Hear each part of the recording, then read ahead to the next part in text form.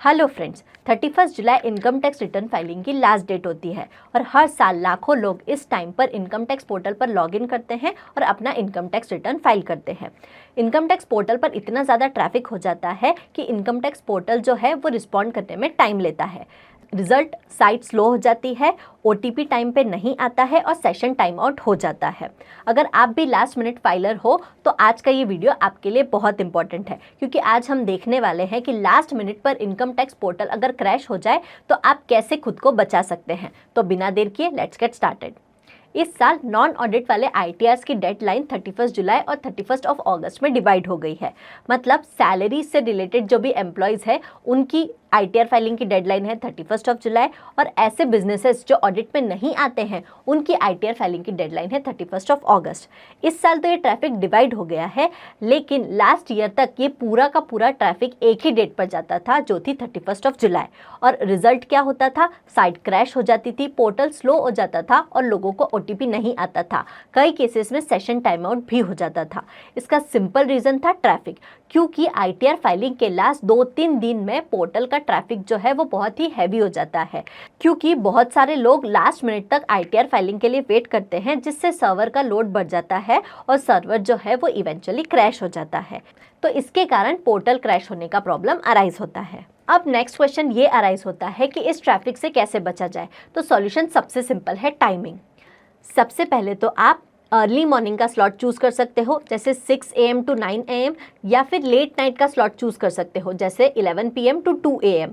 इससे आपको traffic face नहीं करना पड़ेगा, क्योंकि जनरली इस टाइम पर कम ट्रैफिक होता है। दूसरा, अगर आप वीकेंड की जगह वीकडे चूज़ करते हो तो भी आप मिड मॉर्निंग का स्लॉट ऑप्ट कर सकते हो, क्योंकि इस टाइम पर भी ट्रैफिक बहुत कम होता है। एंड तीसरा, अगर आप फिर भी 30 या 31 जुलाई को फाइलिंग करना चूज़ कर रहे हो तो ये कोशिश करो कि पीक फाइलिंग आवर्स जैसे 6 PM to 9 PM जो है वो आप अवॉइड करो।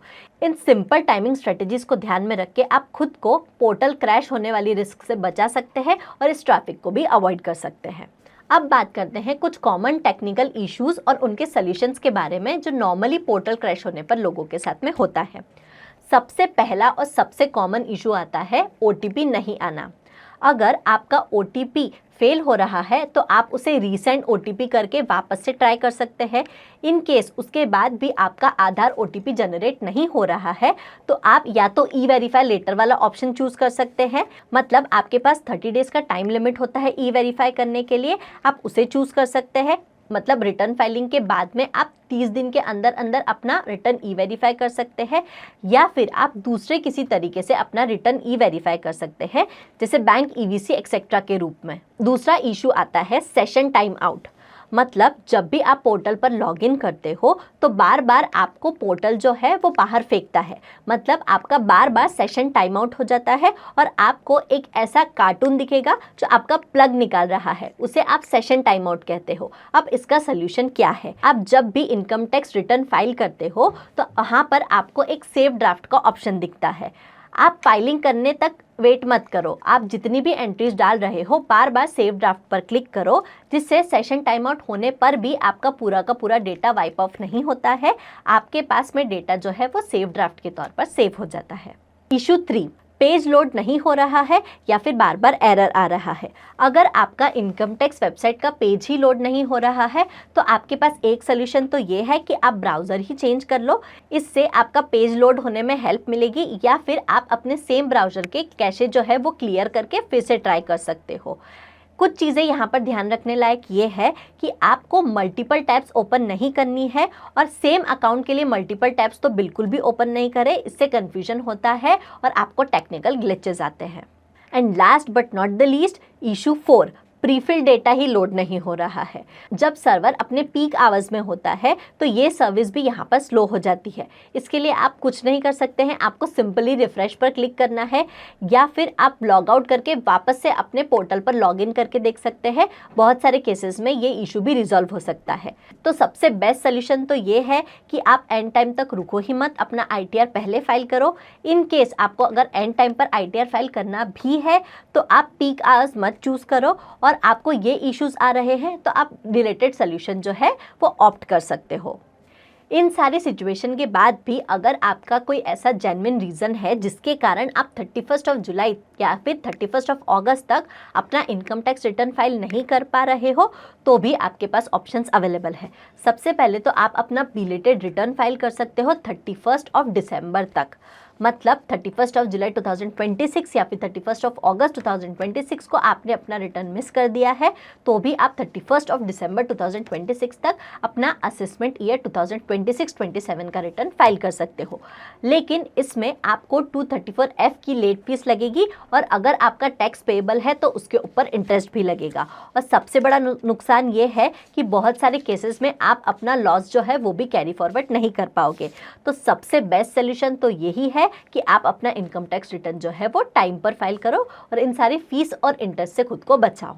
Income tax return filing yearly compliance है, लेट फीस भी आपको एक बार लगेगी। लेकिन अगर मंथली कंप्लायंसेस आप कर रहे हो जैसे जीएसटी, टीडीएस एक्सेट्रा, तो ये भी आपको टाइम पर फाइल करना मैंडेटरी है, क्योंकि इनके नॉन कंप्लायंस भी आपको कॉस्टली हो सकते हैं। लेकिन फ्रैंकली स्पीकिंग हर महीने ये सारे कंप्लायंसेस करना थोड़ा हैक्टिक हो जाता है।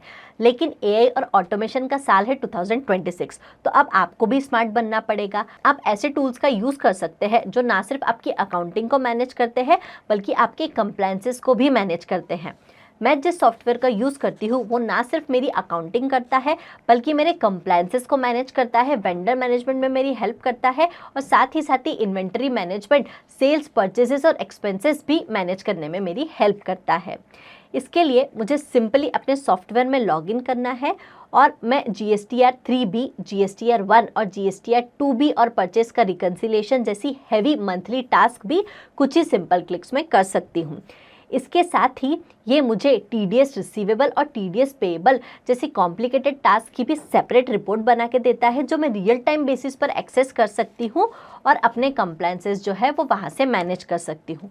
इसके अलावा ये मुझे अकाउंट्स रिसीवेबल और अकाउंट्स पेएबल की सेपरेट रिपोर्ट्स भी बना के देता है। अकाउंट्स रिसीवेबल की अगर मैं बात करूँ तो यहाँ पर invoice report, client report, TDS receivable report, HSN report, GSTR 1 report, client ageing report etcetera मेरे पास अवेलेबल होती है।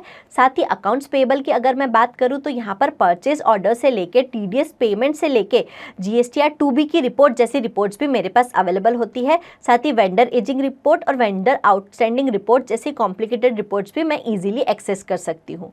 इसके साथ ही अगर एडवांस अकाउंटिंग रिपोर्ट्स की बात करें तो यहाँ पर मुझे trial balance, balance sheet, income statement, profit and loss जैसी कॉमन रिपोर्ट्स तो मिलती ही है।